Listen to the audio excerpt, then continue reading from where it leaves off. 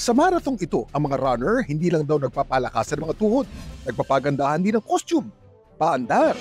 Ito ang taunang marathon dumidok sa Medoc region sa France. At dahil hindi ko tumakbo, itong nakaraang linggo, lumipad kami pa France para makilaok at makisaya sa karerang ito. Sa aking panglimang Medoc Marathon, ang napiling costume ng aming team, Greek gods and goddesses. Ang course may habang 42.195 kilometers. Nakakapagod man, pero bawing-bawi naman ang view. Dumadaan kasi ito sa mga vineyard o taniman ng mga ubas at mga chateau o mga naglalaki ang bahay. At di tulad ng ibang mga marathon na nasalihan namin, meron dito station kung saan pwedeng uminom ng wine.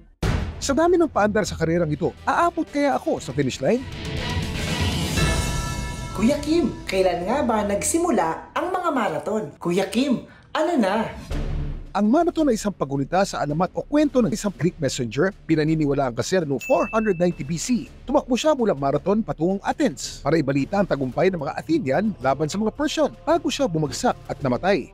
Ang pinakaunang 40 kilometers ng marathon ay ginanap sa inaugural Modern Olympic Games sa Athens noong 1896. Ang Greek na si Spiridon Lewis ang nakasungkit ng kauna-unahang gintong medalya sa event na ito. Ang Everest Marathon naman sa Nepal ang tinuturing na highest marathon. Nagsisimula ang trail nito sa Everest Base Camp na may taas ng 17,000 feet. Samantala, sa hinaba-haba man ang karera, sa finish line din ang tuloy. Ang aking panglimang marathon dumidok, definitely one for the books. At nandito naman tayo sa Saint-Emilion, dito rin sa France, nagpapahinga ng legs natin pagkatapos ng ating karera. Sabi nga ng isang sikat na P-pop group, dahan-dahan lang ang buhay ay hindi karera. Ito po si Kuya Kim at sagot ko kayo, 24 oras.